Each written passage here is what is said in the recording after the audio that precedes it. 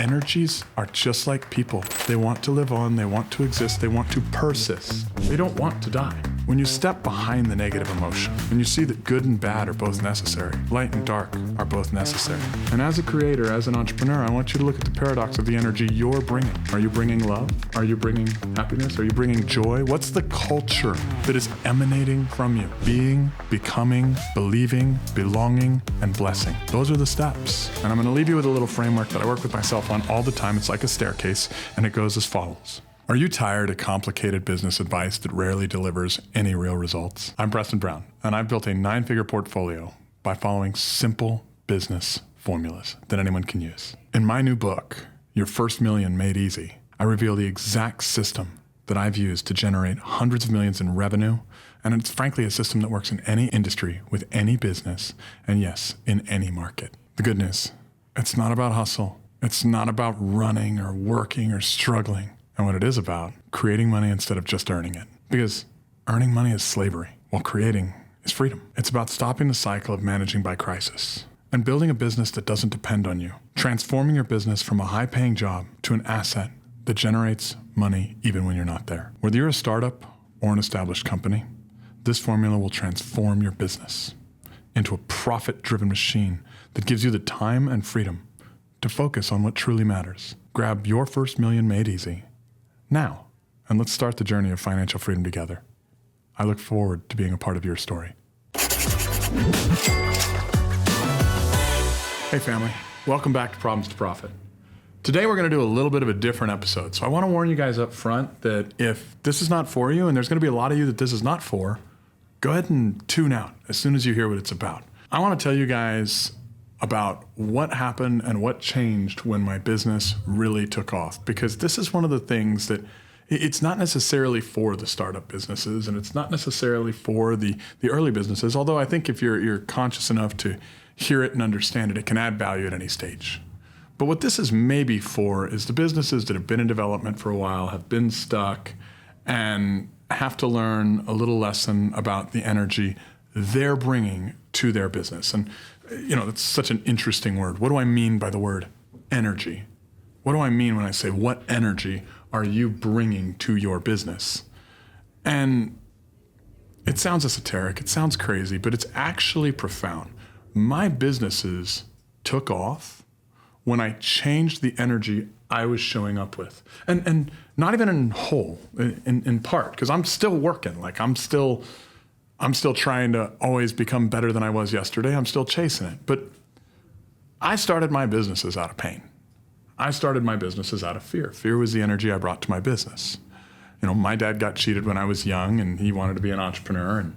And I watched him, frankly, give up on what his dreams were of entrepreneurship so that he could still be my dad and be part of our family and everything else. And I watched him compromise, and it hurt me. And it taught me a lesson when I was young that maybe money was the meaning of life. And what ruled the world and the God of this real world was money. And I mean, that's frankly a fairly common thing, whether we admit it or not, in our Western culture, okay? And what that taught that 7, 8-year-old kid is like, you need to go find a way to get money because money equals safety. If my dad had money, he would not have been cheated. That guy would have not taken advantage of him, and we would have had a very different life. So, you know, going with that, you can imagine that 7, 8-year-old with that frame and that understanding of what the world was and how life worked brought fear as the reason to build his business. And it wasn't just fear, like it was safety. I wanted to build a business that was safe, where I had the ability to, you know, be safe and sleep at night and not worry. And that's almost paradoxical, because as you grow a business, especially in the modern economy where debt's a major thing, you have more debt, you have more risk, you have more stress, so you have more that you want to be safe from, so it makes more fear. And a lot of times, if you're one of those passionate people like I tend to be, you may not realize that you're shifting passion into anger, and you're bringing anger to your business. And this karmic law, and it comes out of India and the yogic cultures, that like you get what you give and you receive back what, not what you want, but rather what you are. And my business, I had a lot of fights. Like some of you guys that are watching my show, I've been sued by Tony Robbins. Like I had the abundance guy, like the come and sue me. Like I've been in and out of tons of lawsuits. I've been, in my past, dealt with many different con artists that were trying to cheat me. And I honestly do believe that some of that was brought to me as a result of kind of a karmic imbalance that I built it for the wrong reason. So I want you to frame this. And like, if this is not for you, that's okay. There's lots of tactics. There's lots of strategies that you'll find in all the other episodes. And we bring a lot of those to you. But this episode is for the people that might have the conscious understanding that they are bringing an energy to their business that is having an effect on their business. And we often talk about heart-centered entrepreneurs, but I want to get into what being a heart-centered entrepreneur means today. Because I think for some of you, this is going to be the juice and the squeeze of how to make a pivot and change something, one little thing, that if you change that, not just will you be happier, but your team will trust you more. Your family will see a change in you. Your community will be improved. Everything around you will start shifting as a result of this. And so let's look into a heart-driven entrepreneur. What does that mean? Well, a lot of us become successful in entrepreneurship. We're successful because of the mind. The mind is a very powerful tool. And what does the mind do? The mind cuts things apart and the mind divides, okay? If we can divide something that is an assembly of many things into all of its individual parts, we can understand that at a higher level. The mind is a beautiful tool. But for many of us that are operating out of fear, that are operating out of anger, that are operating out of all of these negative emotions and bringing that to our business, maybe because you feel like you have something to prove, maybe because somebody told you weren't enough and you had to go do it, maybe because you needed to feel safe and you had to go build something large and structured your castle that you could live in and be safe. But any of those negative emotions that you're bringing to your business are going to karmically generate out, and they're going to express through your team, through your product, through your mission, and it's not necessarily a bad thing. A lot, like whatever reason you're building your business is good. So I don't want to make this good or bad. I don't want to put a hierarchy to it. I want to make this just a teachable moment so that there's something that you can chew on and work to understand if you want to. So if the mind divides, what does the heart do? Well, the heart connects. That's what it does. What does the body do? The body feels. It's a biochemical electrical organism. And what do? We feel and experience our environment. I mean, you could feel anger, you could feel joy, you could feel happiness, you could feel love. And that's what the body does. The body feels, right? And there's one thing that I think is deeper that as I've grown and built some success and traveled the world and met all sorts of amazing people, there's one piece that I don't think most people talk about, and maybe it's not taboo to talk about it, but I want to say it. Like there's one more listening piece and I think a speaking piece if you can get there, and that's the soul. And the soul knows. So you got mind divides, heart connects, body feels, and soul knows. And a lot of times we're not bringing 3 out of those 4 players to our entrepreneurial business. We're only bringing the mind. And since the mind divides, a lot of times we're coming at the world with negative emotions. And I could go through examples with all of them, but I'm gonna use one that I think drives most entrepreneurs, and it's anger. Anger is a fascinating emotion, okay? It's a very productive emotion. But it has a core truth in it that you really can only be angry if you're feeling righteous. And if you're feeling righteous, then you need to prove that you are right. And maybe even linked with anger is this fear identity that if you can't prove that you're right, maybe you won't be enough. Maybe you won't deserve love. Maybe you'll have reason to fear. So anger is linked to fear, and maybe that'll cause depression because you aren't enough. And so all of these negative energies kind of create this web. But anger can only happen if you are right. And every great spiritual teacher that we've ever had has come out and said, the meek shall inherit the earth. You want to become nobody, not somebody. There's been this unique and interesting way that they all talk. Almost everybody in the spiritual space talks about becoming nothing. They talk about hierarchy, which is one of the main things we do in business, being less relevant than we think it is. And in a capitalist society, I mean, look, hierarchy is relevant. We do need to have structure to a business. It is called a firm, not a limp. But at the same time, if you've watched enough of my content, that you know that the only way to really generate true faith is to find the paradox. The paradox is where faith is required. Can God create a rock so big that God cannot lift the rock? And the answer is yes, and the answer is also no. So when we're looking at just this example of anger, which many entrepreneurs have felt anger, fear, depression, but let's stay with anger. When we're looking at this, you can't feel angry unless you feel right.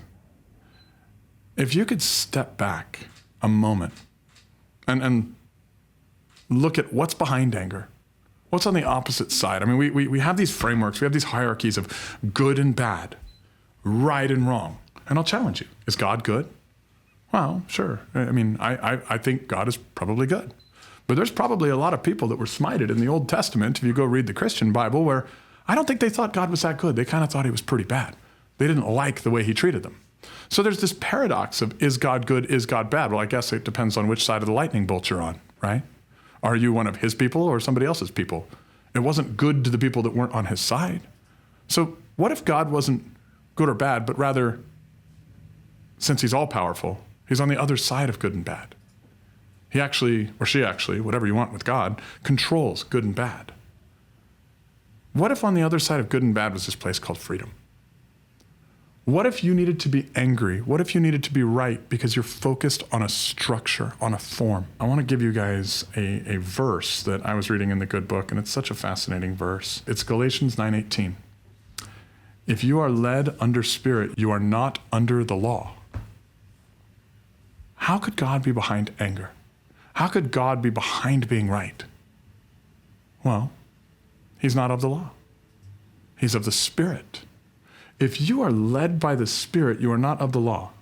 Everything that is in form, everything that is in structure, which makes up so much of the entrepreneur world, is of the law. If you are of the law, no different than our bodies, you will live, you will grow old, you will die.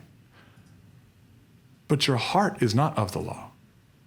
If you go ask any medical professional, any doctor, there was a heartbeat, there was electrical impulses in that heart before there was a single cell formed in your mother's womb. There was an energy to that heart. There was a soul connection to that heart. So this is bringing me back to the idea of the mind divides, the heart connects, the body feels, the soul knows. This is a tool that we're living. This is part of the human experience, and I think life is human school, and I think we're all beautiful expressions of God's love. However, I think there's a paradox of hierarchy. I think we need it to exist within. But I think when we can release some of the hierarchy, at least emotionally, connect our mind, our heart, our soul, and our body, and maybe not always let the mind drive. Maybe not always let there be good and bad. Maybe sometimes we can step outside of law and into spirit. Be a heart-centered entrepreneur. Look at what are the real outcomes you want. What are the real things that you want to create? What's the real purpose? Yes, we need hierarchy in this world, but I don't think God needs it. If God is spirit, he's outside of the law. He is the law. But he's only law for those that need it. Are we on the immature side of the business world where we need this law, we need this structure, we need this framework to handle everything? And if the answer is yes, sometimes that's okay. But at what point should it be no? So going back to that anger analogy, you step behind the idea of being right. You step behind anger. You step behind good or bad. And on the other side, you'll find this beautiful thing called freedom. And it's a freedom that is intoxicating. You don't need to be somebody or something in that moment. You just be. And when you underwrite or look at things from that moment, you can really see your problems, which I always call gifts. I call problems gifts and love the meaning of light, different. In fact, I would say when you step behind anger, when you step behind being right, you become less heavy. You become less anchored. You become what some people might call a little more enlightened than you were before, because you're not as heavy as you were. You have the ability to look at the situation and the circumstance, not from a standpoint of anger or frustration or emotional, biochemical push and grind and frustration and I'm right, they're wrong, but rather, I wonder why that person did that. Maybe you can actually see why they did that. Maybe you can see the energy they're bringing to their circumstance. Maybe you can see that they're operating in a behavior that's outside of love and generosity and spirituality and the energy that hopefully you're wanting to bring to your business. Maybe you don't always do it. But maybe they're operating out of some pain themselves. Maybe they're doing something you've done before, and if you look, you can forgive them for it because we're kind of all the same. When you step behind the negative emotion and you see that good and bad are both necessary, light and dark are both necessary. Without hate, you couldn't have love. And in every paradox, there's this opportunity for faith. And even Jesus said in the Christian Bible, I tell you the truth. With the faith of a mustard seed, you could move mountains. It's funny. Jesus, a guy who really never healed anyone, yet they'd reach out and touch him and they were healed. And what did he tell them? Because of your faith, you were healed. Through your faith, you were healed.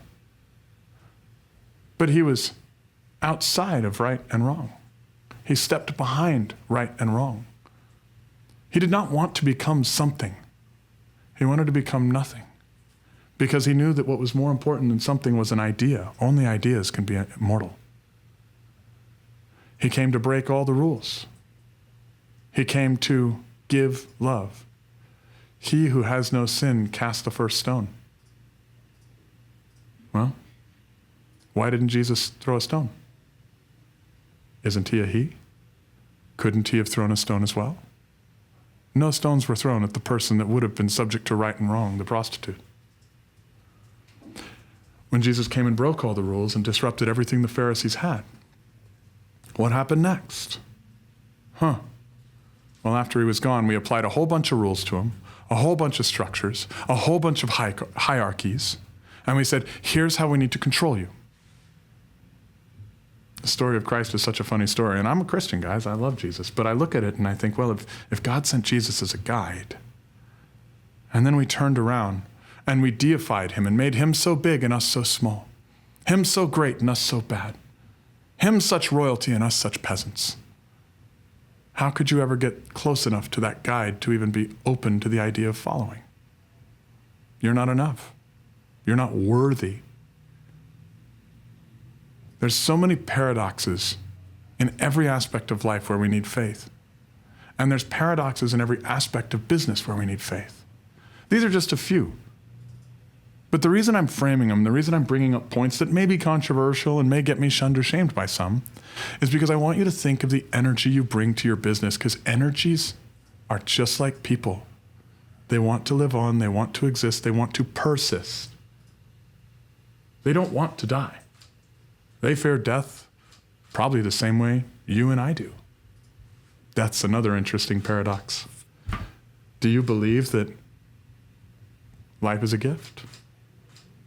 Well, cool. Do you believe life's a gift God gave you? Great. Do you fear death? Well, if you fear death, you worship life more than you worship the God that gave you the life. What energy are you bringing to your business? In this world where hierarchy matters, in this world where form matters, in this world where law matters, when you get on the other side of right and wrong, when you get on the other side of anger, when you become nobody, even for a minute, and just get the opportunity to be, you also might get the opportunity to see. You also might get the opportunity to create. You also might get the opportunity to fall in love, because it's not called a controlled landing. It's called falling. And you don't have a breakthrough until something breaks. I wanted to put this episode out there for all of my entrepreneur friends because I know the passion you give. I know the amount of energy you put into your work. I know how much you give, you serve, and I know that entrepreneurship is about creation.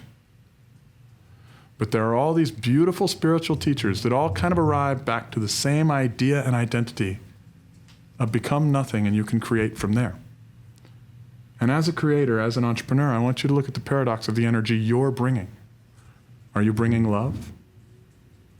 Are you bringing happiness? Are you bringing joy? What's the culture that is emanating from you?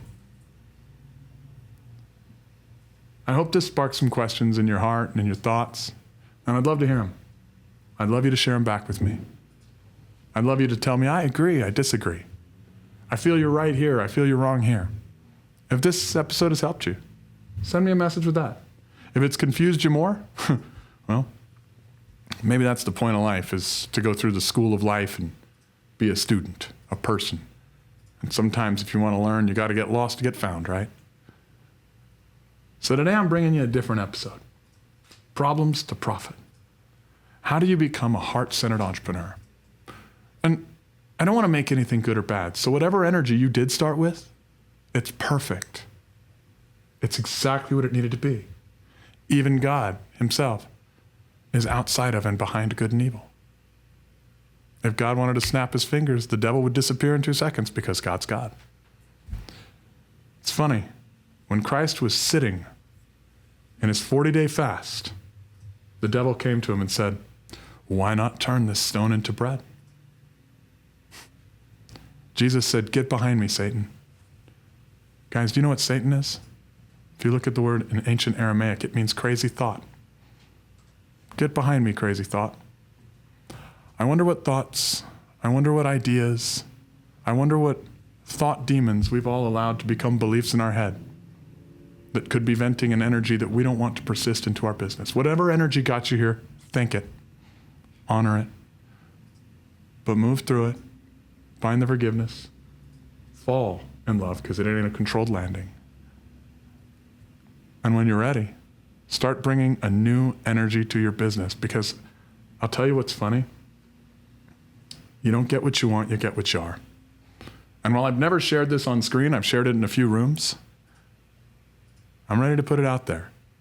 Because guys, the day my business exploded was the day I started the journey of bringing a different energy to my business. Not the day I figured it out. The day I made a decision and chose that road. The day I stopped making it about the money and started making it about the purpose. Started truly living those 4 cores: faith, family, fitness, finance. Being okay with the problems I had and diving in to solve those, because there was no work-life balance, there was only priorities. But at least I could prioritize the hardest one. And today, for all of you that are out there, working like crazy, hustling and grinding, doing all the things to become successful, and I want you there, maybe take a moment. Just a moment, stop and think. Look at which part of your business is fueled by which energy that you're driving it from. And what other options are there?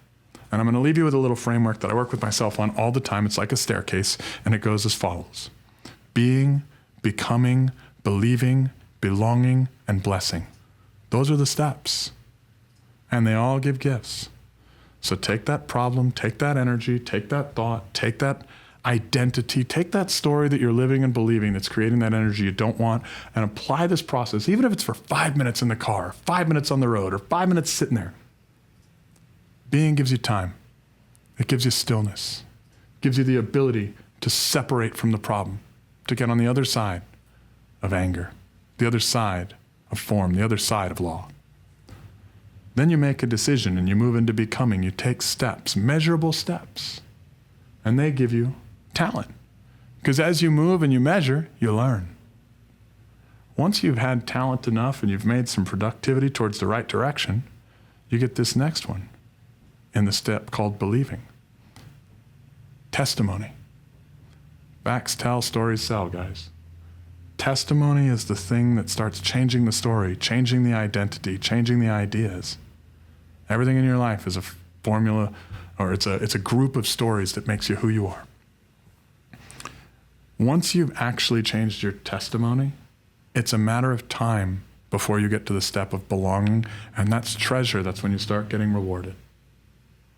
A lot of people stop here, but you don't have to. You can move on to the next one, which is why I'm doing this podcast. Blessing. That's where you get this little gift called truth and this little gift called trust. It's the only one that gives you 2 gifts. A lot of people don't want to take both. It's very hard to trust. And the truth is a scary thing. In fact, there's nothing in this world that's ever triggered you, generally outside of the truth that you find inside of you, which is normally something you need to learn, and a problem that could be a gift and a guide. Well, I think that's enough for today, guys. I hope you all have an amazing day on purpose. I hope you look at the energy you're bringing to your business. And I want you to know you are all beautiful expressions of God's love and purpose in your own right. Don't make this right or wrong. Just go look at how you can make little incremental shifts every day. Have an amazing day on purpose with purpose.